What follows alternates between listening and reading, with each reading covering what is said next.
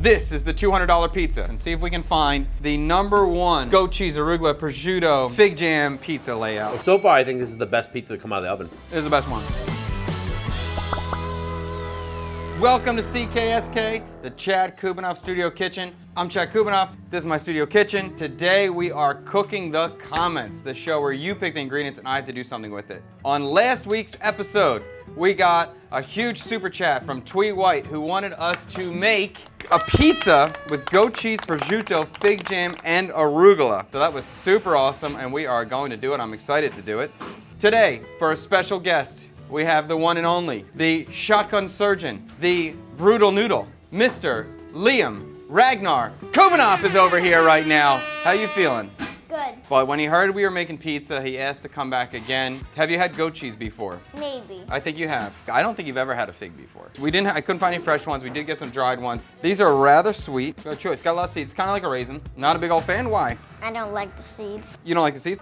So figs are somewhat common in Vietnam, but they do not eat them ripe like we would eat them in the States. Usually in Vietnam, they're gonna be eaten almost unripe, and they'll be kind of nibbled on for the tannic effect inside of a roll. And then they also will make them in a salad, and that's more Hue style. So the idea was to make a fig jam. So that's what we're gonna do. We're gonna start with the dried figs. We're gonna make a jam. I'm just gonna go to snip the tip, and then I'm gonna cut them in quarters, I think. Hey, Twee White, we are doing it! I got figs. These are really sweet already. Very sweet. I don't think there's sugar added, but it sure does taste like there's sugar added. Rice vinegar to kind of balance that sweetness. Normally I'd be putting sugar in, but I really am nervous to. These are so sweet now. That's it. Let's start with that and bring this to a simmer. Maybe a little bit of rosemary. Oh, that rosemary is so fragrant. I love rosemary, man. I miss it. So with these figs, I'm really just trying to swell them back up, get them to absorb the water again, and soften them slightly. I'm not looking for anything super broken down or a liquid. I still want it to be chunky. Whoa, that's a lot of acidity. All right, more sugar in here. The other thing I'm gonna try to do is make some almost caramelized onions, and I'm gonna do that with the balsamic. But fried onion sounds good with this combination to me. Pretty straightforward in terms of Italian flavor, so we're gonna keep it going. Go with some olive oil. We're gonna fry the onions in olive oil. And I don't have the heat ripping, but once I add the onions in, I'm gonna rip it because I wanna get some color on it. Put a little bit of garlic in here, and I'm gonna put a little bit of shallot in too. All right, I'm cranking the heat up now. Do a little bit of salt. Honestly, if I had a lot more onion, I would caramelize the onion. I think the flavor will work well here. I just don't have it, so we're gonna fry the onion instead. So it's gonna be high heat, get some color developed, and then deglaze with the balsamic. We can see the fig jam is getting thick, a little bit syrupy now. The liquid that's left over is getting syrupy and texture softer. Whoa, it's pretty balanced. It's a little sweet, it's a little sour. Let's cook this a little bit longer. Low heat. The onions are fried. Balsamic is going in. That might be a lot of balsamic. I could probably balance it with some sugar. Add a tablespoon of sugar in here, and we'll bring this down and reduce the vinegar.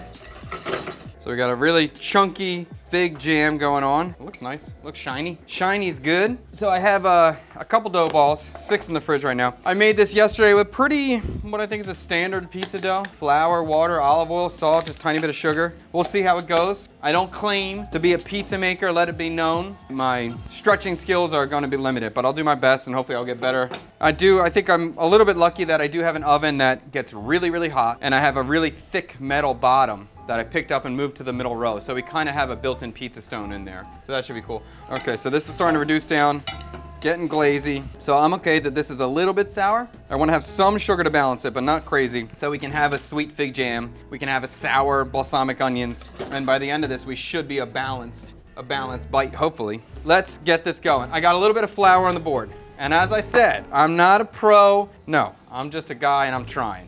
I'm gonna get some flour down. Okay, let's see. And I did learn how to make pizza at Pizza 4Ps, but my teacher did not approve of my skill set. Oh my God, I think I got it. Better? Oh, hold on. You know, I used to like Fung a lot. Now I'm not so sure anymore. Okay, so let's see. See if I can learn. I know we're going fingers, flat fingers at like a quarter, and then we're turning. I forget what the Pizza 4Ps trainer told me. What do you think, Tang? Pretty good so far. Pretty good. I just got nervous all of a sudden. Because I'm doing it on a live stream and I'm not confident with this skill set. And then I remember the stretching part, and I'm not stretching from the middle. Oh, I remember this part. I put my thumb in here, pull. I remember that. Oh, is there if you work at 4Ps and you're a pizza person, you're good. I know that because they're legit about their training. They don't joke around. I know they would be upset about this though. I'll use my knuckles. I'll use my knuckles and we'll spin it. Okay, so now the hard part for me is I don't have a pizza peel, but I do have this. And I'm gonna do a little bit of cornmeal on the bottom just to try to make it easy to slide off. The first one, we're gonna try going everything baking it. So I'm gonna spread out our figs in what feels like an appropriate displacement. All right, we're gonna do a little bit of the goat cheese. And I have 2 different kinds of goat cheese. This goat cheese is ripened. The other one, I guess, is fresh and ripened. So we could try 2 different ones. I think that's gonna be cool. And I'm gonna do a little bit of those balsamic onions. The prosciutto I'm gonna add at the end. Usually when I see prosciutto on a pie, it's usually at the very end and not cooked in the oven. But we'll do another one where we try to cook in the oven. Let's see if that makes it worse or better. Definitely the texture is gonna change. Let's do this one straight without the mozzarella and keep it OG to what the request was. Maybe a little bit of olive oil though. Okay, pizza's ready to move. It's loose, it's jiggly. That little bit of cornmeal is all we need it. My oven right now. Oh my God, Cyber Daddy's in the house. The golden ticket winner, the one, the only, Cyber Daddy. I heard there's prosciutto pizza. There is prosciutto. Yeah, you want to make that money, huh? Yeah. And guess how much I spent at A&M yesterday? $75. 2.4 million. Pretty close. Yeah. I did buy a bottle of gin too. There's a bottle of gin in there. Oh, okay. Yeah, so that's right. It's a little bit clickbaity, just a tiny bit. Twee White donated $200 to the stream. So it cost $200 to get this pizza made. Okay, so we're gonna put this inside. So I'm gonna cook directly on the metal. Looks pretty cool, right? Okay, so I'm gonna close the oven. How long is that gonna take? I have no idea. We'll keep eyes on it. And I believe we're gonna take it out, toss it with a little bit of arugula, put the prosciutto on top, and we're calling it a day for this first style. We'll see how that works out. The prosciutto, I wanna have it cut a little bit, so it's not too big, so they're easy to bite. You don't get the whole thing with your one bite. I mean, I have no doubt about this flavor profile. I know this works. There's definitely gonna be a better way to do this, and hopefully we'll figure that out today. The next one I wanna make with the prosciutto on the bottom of the pie with some mozzarella, and we'll try to do a totally different style. As the dough sat, it got easier to stretch, so I do feel more comfortable with the stretch on it. I like the shape, and every time I always see those pizza guys, they always like pull and just stretch that last little second, and I feel like I'm doing that. And I feel like, wow, I'm a pizza guy now. I did it. Okay, let's pull this bad boy out. Should we go a little longer? It's pretty crispy. Now we're gonna throw in some of this prosciutto right out of the oven to give it some chance to warm up. It looks like empty, honestly. I think maybe just gonna put some more olive oil, I guess, on it. Well, let's try this one so we can determine if this is the right amount of goat cheese or crazy amount. Okay, I think we're gonna do this. Let's try this thing. That looks great. I wanted to keep it, the first one super pure with the fig, the onion. So the fig jam is the only kind of like sauce at the bottom. But it looks dry to me. That's nice. It's not bad. The No, crust, not bad, no. No, not bad at all. It's pretty good. The crust can be even thinner. It's puffy, puffier than I thought. I mean, maybe it's because there's no weight on it, because there's no moisture on it. And the dough could go longer. This is the one we're gonna rate? I think we're gonna rate a couple different ones. Okay. And we're gonna try to find out the best configuration of these ingredients in this pie. Because I know these flavors work. No question about that. I love the fig. I love that she threw figs out. I never get to eat figs, so it's so nice. I do like the figs too. I think it's quite good. Liam, you like it? You have a number? I ate the fig immediately. You hate the fig? Dude, the fig's amazing. It's so good. So good? Yeah, I love the fig. I'm very proud that my kids have such a grown-up palate. It always makes me happy when they freaking eat. Very cool. I'd say the flavor combination, 9. Yeah. I love that. I think it's great. And I'm excited to eat something like this because if I go to a pizza place, I would order this type of pizza as an appetizer. And how about you also be worried about like spending the money on like a bigger pie? Is this gonna be good or not, you know? Right, right. And I know a margarita I'm gonna be satisfied. And this type of pie on a menu is going to be quite expensive too, so probably something I wouldn't Especially order. with the prosciutto. Yeah, frick yeah. The flavor is... 9.5 from Liam. That's the flavor. That's the flavor. That's the flavor combination. How about the pizza assembly? What is it, 10.5?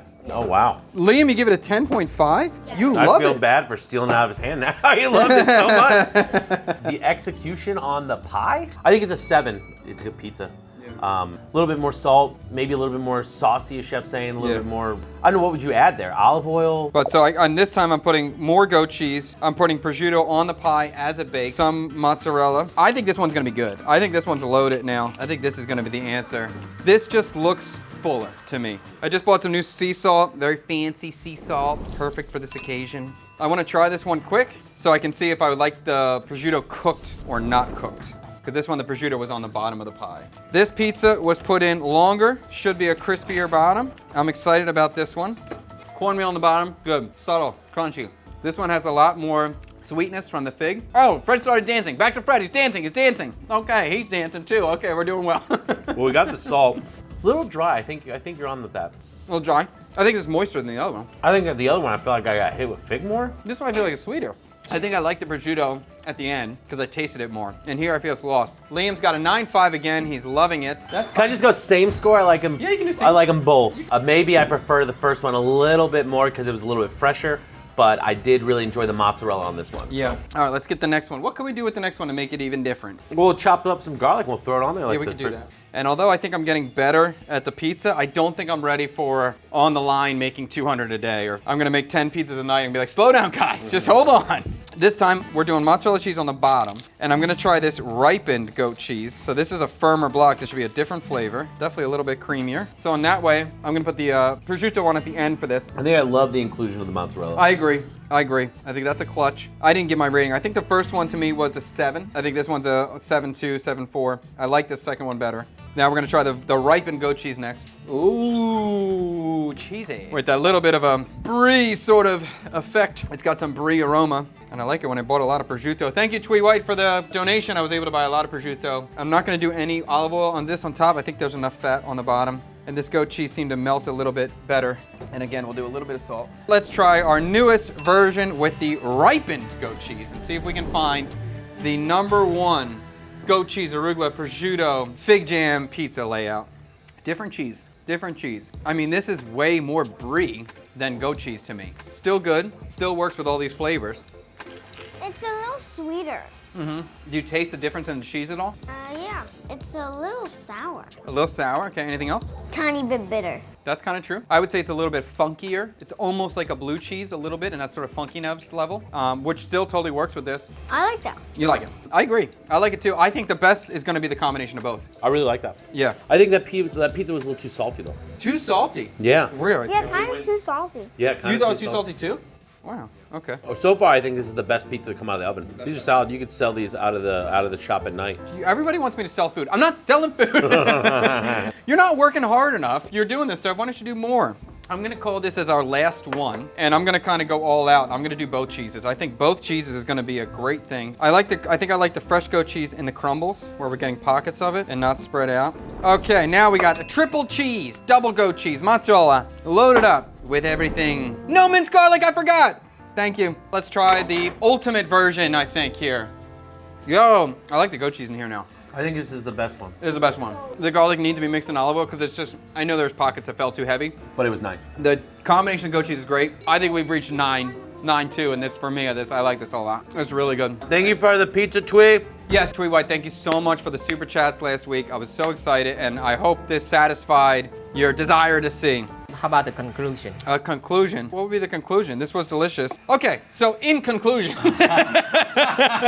we have found out the secret to making the best goat cheese and fig jam pizza is a combination of 2 different goat cheeses. The fresh goat cheese paired with the ripened goat cheese. We also like the goat cheese when it's clumpy, not too spread out. We like a little burst here and there, so we get some contrast between the chunky fig jam, the gloopiness of the goat cheese, and that ripened, funky background goat cheese vibes in the back. Prosciutto at the end, not cooked. A little bit of garlic in the olive oil could be the key, the secret. I think the uncooked prosciutto is also what makes it feel a little bit more fresh with Yes, the rocket. Yeah. I agree. The unknown secret that we will tell you right now, a little bit of mozzarella helps bring it all together. And also what I've learned about the dough process is the cold dough is not the key. You want to let it come out to room temperature. So this was a very good experience. I feel like my pizza skills have improved about 41% after this video. But that's going to be the end of the stream. Thank you so much for watching.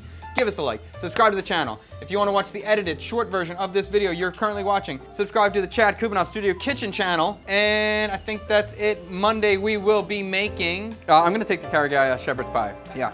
You're going Karagaya shepherd's pie. Yeah. Interesting. That will be fun and delicious. See you next time.